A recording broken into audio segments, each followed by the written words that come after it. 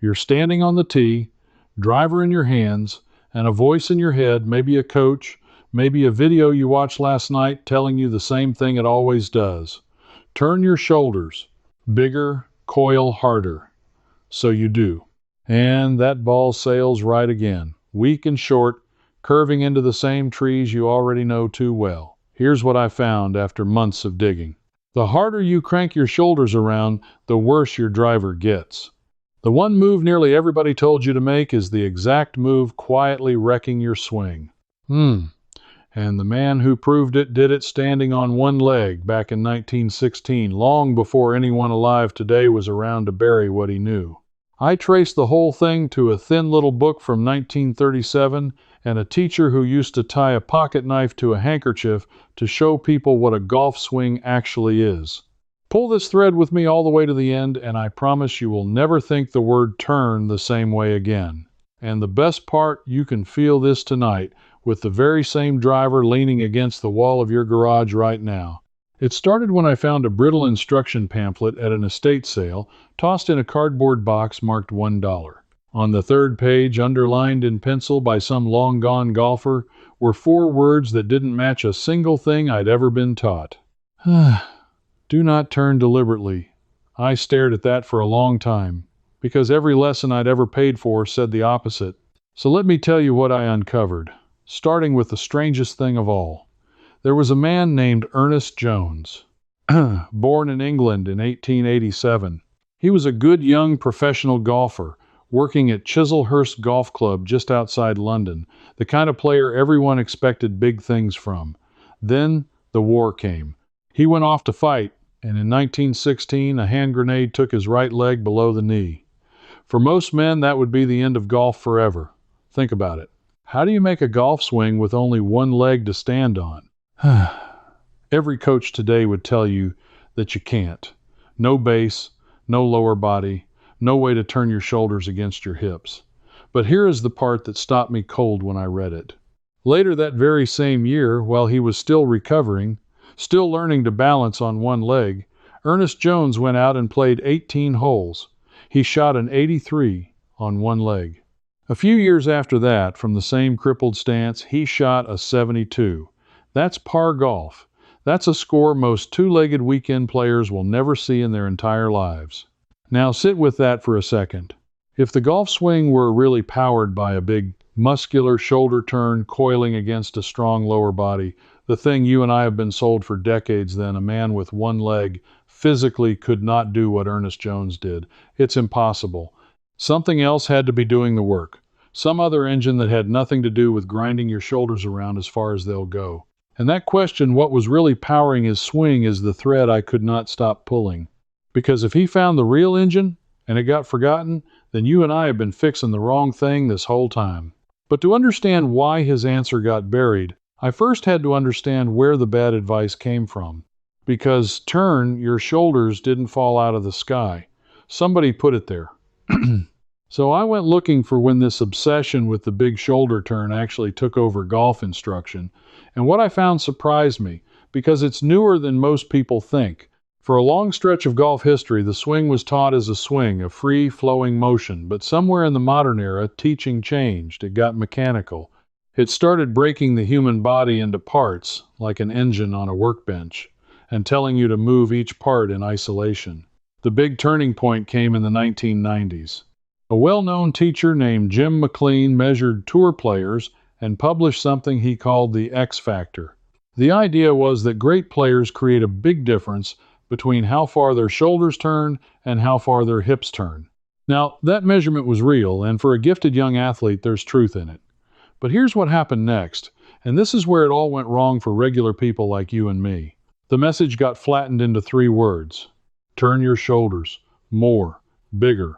Wind up like a spring. Suddenly every magazine, every lesson, every television tip was screaming the same thing at the average golfer.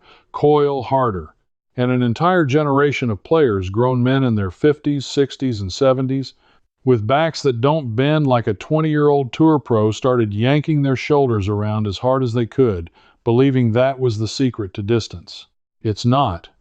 And I'll tell you exactly why, in plain words, because this is the moment it clicked for me. When you make it your job to turn your shoulders, especially coming down into the ball, your shoulders start the downswing. That's the disaster. The instant your shoulders fire first from the top, they throw the club up and out, away from your body, over the top of the correct path. The club head comes across the ball from outside to in, and that, right there, is the number one cause of the slice, that weak, sad, curving ball that leaks right and costs you 30 or 40 yards. Teaching professionals will tell you the vast majority of recreational golfers slice the ball. Some estimates put it as high as 9 out of every 10 amateurs, 9 out of 10, and almost every one of them was told to fix it by turning their shoulders more. Think about the cruelty of that. You slice, someone tells you to turn your shoulders harder. That makes you slice worse. So you buy a lesson, you buy a training aid, you buy a new driver with a special weight in the heel, promise to fix the slice you were taught to create.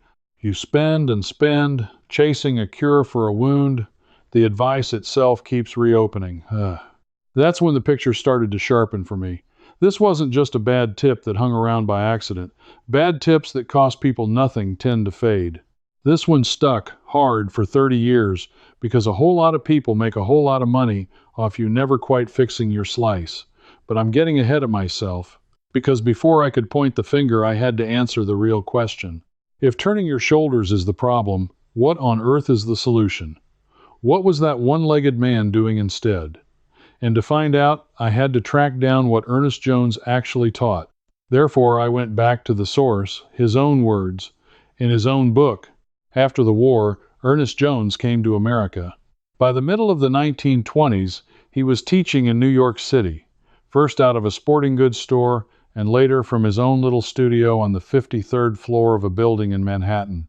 And he became, by many accounts, the most sought-after golf teacher in the country. Not a player who got lucky, a teacher. People climbed all those floors to see him because what he taught actually worked, and it worked fast. In 1937, with a writer named Ennis Brown, he put it all down in a book called Swinging into Golf. Years later, he expanded it into another one titled simply Swing the Clubhead. Read those titles again. Swing the Clubhead. Not turn your shoulders, not coil your torso, not fire your hips. Swing the clubhead. That was his entire message, and he spent his whole life defending it against people who wanted golf to be complicated. Here's how he taught it, and this is the demonstration that finally made me understand what I'd been doing wrong for years. Ernest Jones would take an ordinary pocket knife, a jackknife, and tie it to the corner of a handkerchief. Then he'd hold the other end and let the knife dangle. He'd ask his student to watch. First, he'd move it slowly, sloppily, jerking his hand around. The knife would flop and wobble, going nowhere, folding back on the cloth. No shape, no power, just a mess. Then he'd do the opposite. He'd swing it gently back and forth, smooth from his fingers, letting the weight of the knife do the leading. And the handkerchief would pull straight and tight, the knife tracing a clean, wide, beautiful arc through the air. Same knife, same handkerchief. The only difference was whether he tried to force it with muscle or simply swung the weight and let it travel. Then he'd look at the student and say, "That is your golf swing. The club head is the knife. Your arms and the shaft are the handkerchief. You cannot place the club head with your muscles any more than you can place that dangling knife. You can only swing it.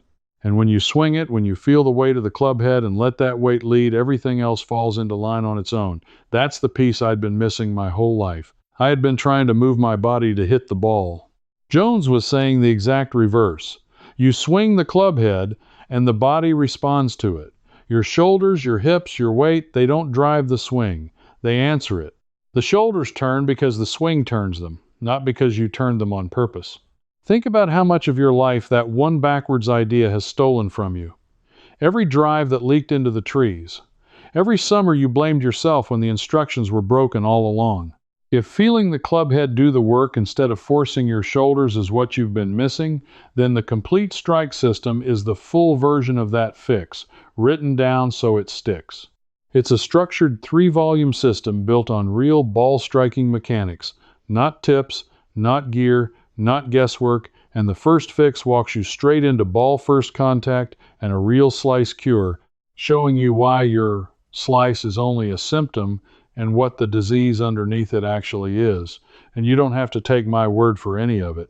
Tonight, count the pages yourself. The landing says more than 380 pages of real content, and you can open it and see every one of them before you ever swing again. The fastest way to get the books is to scan the QR code right there on your screen, or go to the link in the description or the pinned comment. It's a one-time download you keep for good, so you can stop paying for the same broken lesson over and over. Now let me show you why the one-legged man suddenly made perfect sense to me. And suddenly the one-legged man made perfect sense. Ernest Jones didn't need a powerful lower body coil, because the coil was never the engine. The engine was the swinging weight of the club head in his hands. Give a man two good hands and a sense of that weight, and you can take one of his legs and he'll still shoot par. That's not a miracle. That's just physics that most of us were never taught. Now I know exactly what some of you are thinking right now, because I thought it too. That sounds nice, but I'm not tying a knife to a handkerchief in my living room, and I'm certainly not driving to some studio in New York that closed down decades ago. This sounds like it needs special training. It sounds like more work, more stuff to buy, more lessons. Stop right there, because this next part is the piece I dug up specifically for you, the person who figures none of this applies to them. You don't need to buy one single thing. Everything you need to feel this tonight is already inside your house, and I'm going to walk you through it right now. Go to your closet or your junk drawer and find a shoelace, a piece of string, or an old phone charging cord. Anything about 2 feet long. Now find something with a little weight to it that you can tie on the end. A house key, a heavy bolt from the garage, a padlock, a spark plug, even a spoon. Tie it on. That's it. That's your Ernest Jones training tool, and it costs you nothing. Now, hold the loose end between your thumb and 2 fingers, let the weight hang down, and just swing it gently, side to side, in front of you. Don't force it, don't jerk it, just let the weight swing like a little pendulum, back and forth, and slowly let each swing get a bit bigger. Feel that? Feel how the weight pulls the string tight at the bottom? Feel how the whole thing wants to stay smooth, and how the second you try to muscle it, it collapses into a mess? That feeling, that smooth, unhurried, weight-leading feeling, is the feeling you want in your actual golf swing. Not tension, not effort, not cranking, just swinging a weight. Here's the second thing you can do tonight. Indoors, with no ball and no range fee. Take your driver, yes, the real one, the one you slice with, and choke down on it if your ceiling is low, or step into the garage. Now, without any ball in front of you, just swing it back and through, slow and easy, like you're swinging that weight on the string. Here's the one rule. Do not at any point tell your shoulders to turn. Forget your shoulders exist. Just swing the club head back and swing it through, and pay attention to only one thing, the weight of the head at the far end of the shaft. And watch what happens. As you swing the club head back, your shoulders will turn, all by themselves. You didn't tell them to. The swinging weight took them there. That's the whole secret in your own hands, right now, tonight, for free. The turn was never something you do. It's something that happens to you when you swing the club head correctly. Do those 2 things this evening, the weight on the string and the slow, no-shoulder driver swing, and you'll feel more of the real motion in 10 minutes than most people feel in 10 years of lessons. I'm not exaggerating. I felt it in my own garage, and I actually laughed out loud because it was so simple and I'd paid so much money to be taught the opposite. But feeling it in slow motion in your garage is one thing. Taking it to the tee, over a ball, when it counts, that's where most people lose it. And that's exactly where Ernest Jones left the final key. The one piece I almost missed, buried in the back half of that old book. So here's where I have to be honest with you about who profited from all of this being forgotten.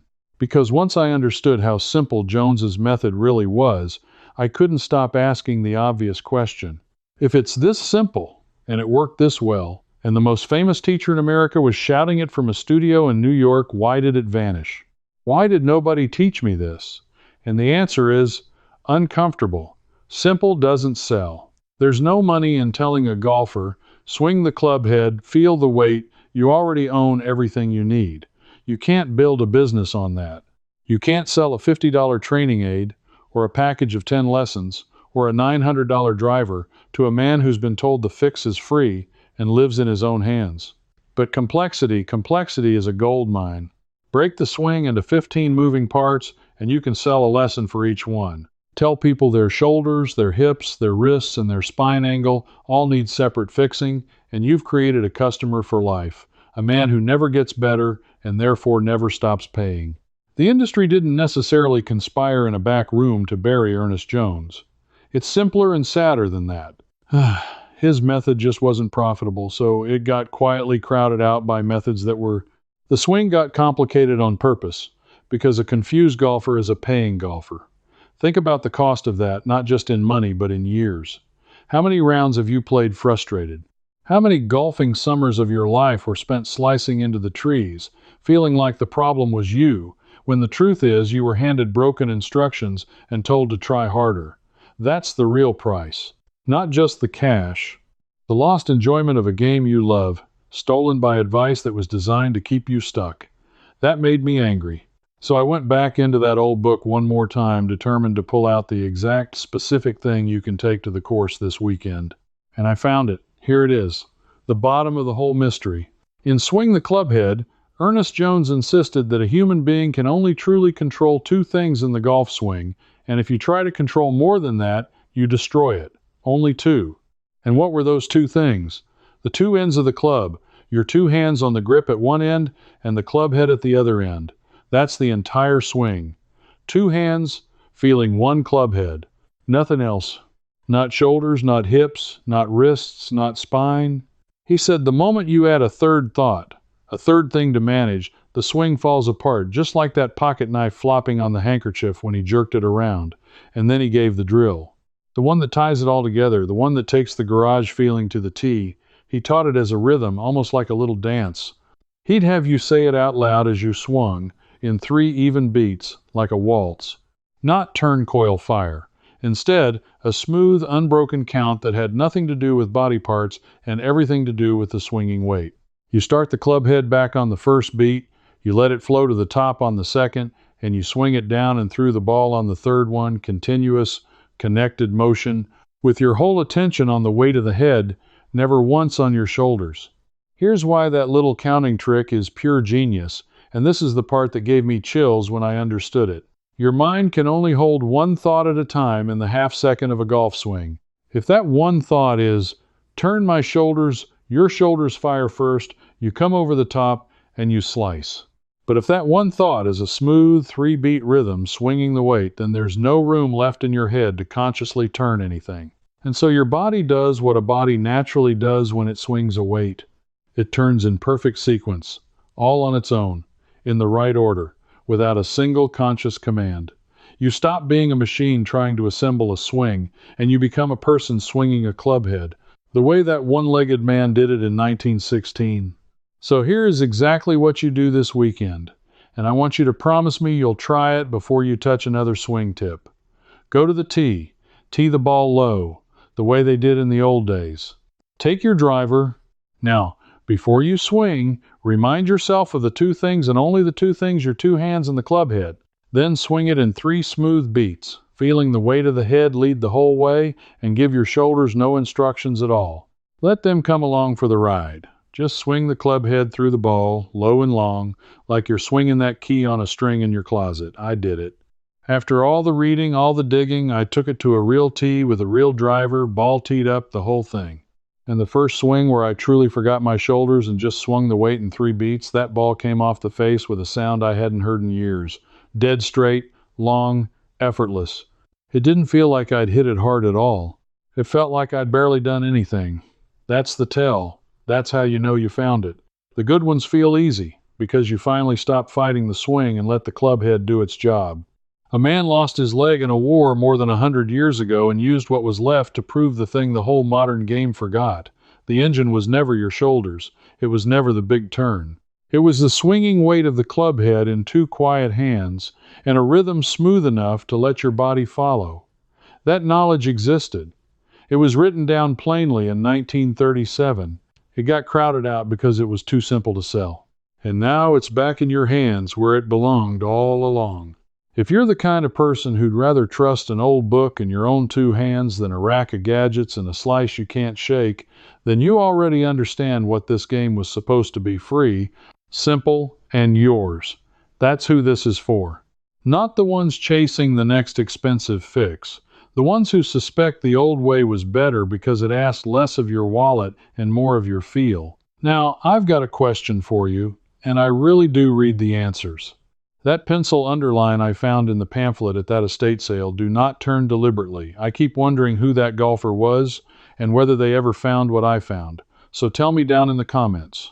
When you take the driver back this weekend and swing the club head in 3 beats instead of turning your shoulders, what happened to your ball? Did it straighten out?